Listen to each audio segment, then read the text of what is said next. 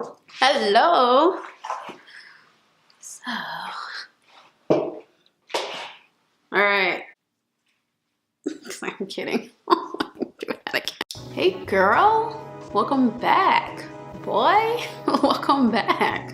If you are new to my channel, my channel is called Deim. My name is Destiny, actually. So Deim is kind of like a play on word for like my first initial and my middle initial. So I just kind of spelled it out. Welcome to my channel. So today's video is going to be talking about if you are relocating to a different state and you just want to know the basics on how to apply for an apartment. There's people that have questions about this.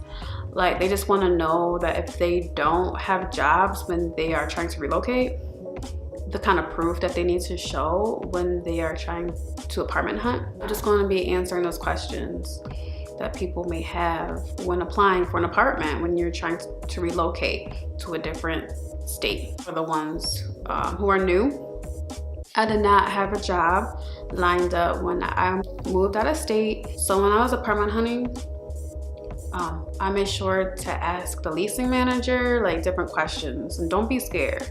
You know, don't be afraid to tell them the truth, like if you do have a job or if you don't have a job. So you just want to be honest. You just want to keep the water clear, because if you begin to lie to them, they're going to expect for you to show the receipts to back your lies up. You know, you're already making yourself a target when you haven't even done business with them yet. So just please be honest with the leasing managers that you're dealing with, the landlords that you're dealing with. Please, like, just please be honest. It's okay. My experience here with Vegas is that when I was job hunting, it was kind of like hell because I wasn't there in the state at the time. I was in Ohio at the time. So the apartments that I was looking at, they were online, and I was just like, it was just hell. Like the apartments I was looking at online, it really wasn't my cup of tea. I'm not like a super picky person, but I do have standards with the places that I'm going to be living at. And you know, like the place I'm going to be resting my head at, I want it to be in a decent location. I want it to look decent, but still remain within my budget. When I was talking with the leasing managers at the different properties that I was looking at, I just told them, you know, like, so how much do you charge for rent, you know, for a 1-bedroom or whatever? And they would ask me, you know, so how much are you trying to spend? Like, what's your budget? Now, some of them will ask you what's your budget. Some of them they'll just tell you off the bat. So I told them that I'm currently living in Cleveland, Ohio, looking to relocate to Las Vegas within a certain amount of months. And the next question will mainly be, well, okay, so will you be working when you get out here? And I'll be like, no, but I am actively looking for a job. I currently don't have a job lined up, but I am in the process of looking for that job right now as we speak, actually. I am, you know, actively looking pretty much. Some of them, they'll be like, oh, that's fine, just as long as you show proof of income, of like, show proof that you have a savings built up, or show, you know, show proof that you do have the funds to pay for your rent. And then there's others that say, oh, well, you know, we prefer for you to have a job lined up. If you can show proof of your hiring letter, so, you know, like by the time that you move out here and you're trying to be a resident of ours, you can just show proof that you got a job by showing us your hiring letter.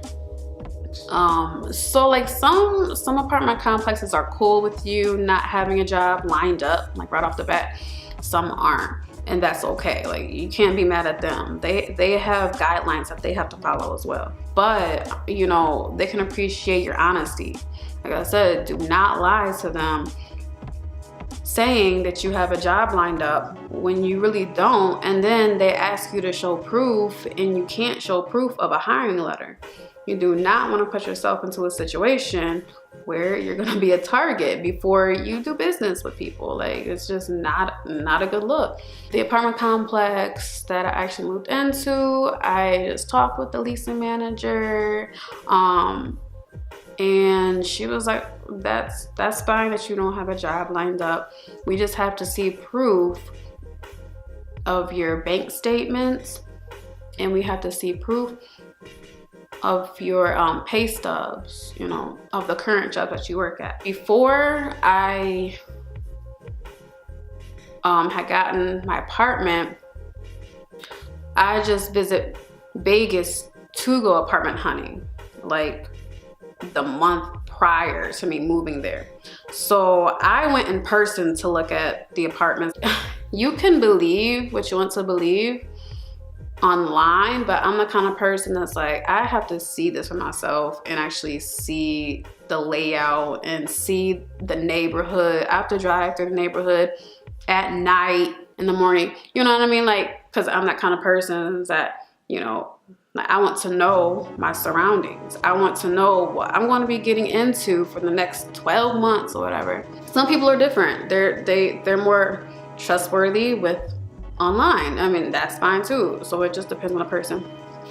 When I went in person to look at this apartment, I just spoke with the leasing manager and just told her, you know, and she just asked me proof of my bank statements and my pay stubs. And I've also let it be clear and let it be known that that I do plan on paying 3 months worth of rent.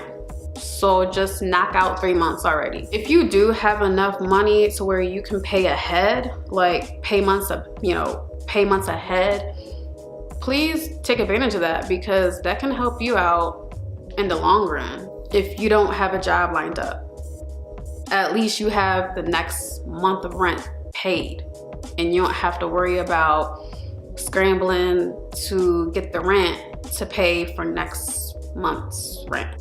But yeah, just be honest. Be honest with the people that you're going to be doing business with. When you're trying to find an apartment, when you're trying to rent, hell, even when you're trying to own, you know, like, just keep that line of communication clear, keep the waters clear. Do not lie, do not assume that you're gonna get a job in the next month or so, because what if it doesn't work out? You're gonna have to show proof to them that you've gotten that job. They're gonna wanna see some kind of proof. You just don't wanna put yourself to that situation. I'm telling you, don't. So, yeah, that's my answer for that. There's also been another question of like, how long did it take for me to make the decision to move here to Vegas?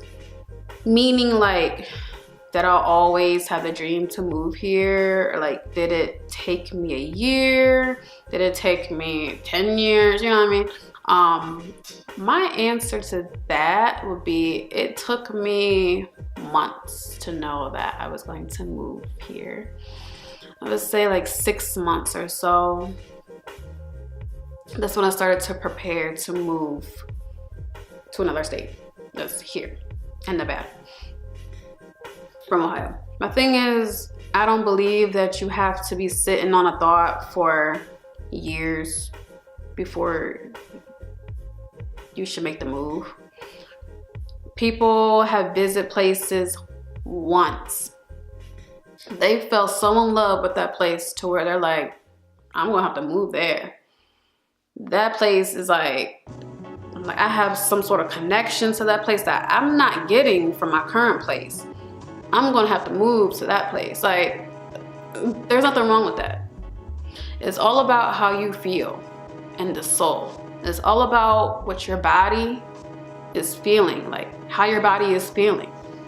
That's why I say follow your body, like follow your heart, follow your soul, because sometimes our mind, you know, is good to follow the mind as well, but our minds are just conditioned to think, to overthink sometimes, to the point we can talk ourselves out of like certain things because we overthink. So if you feel naturally drawn to, you know, to a certain location that you're not getting back at home, look more into that. You know, look into that location and see what more they can try to offer to you, because who knows, that may be your next destination to move to. So just take into consideration to follow your body and how it makes you feel when you're in certain places.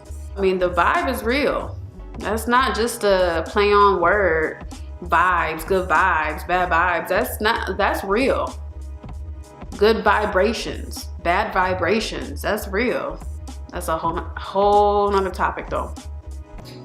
But just go within your gut feeling. That's your intuition. So go with your heart, go with your gut. You'll be fine. You'll be fine. But yeah, I hope I answered your guys' questions. If you have any more questions, just comment down below. Like this video. If you watch this video, give a thumbs up.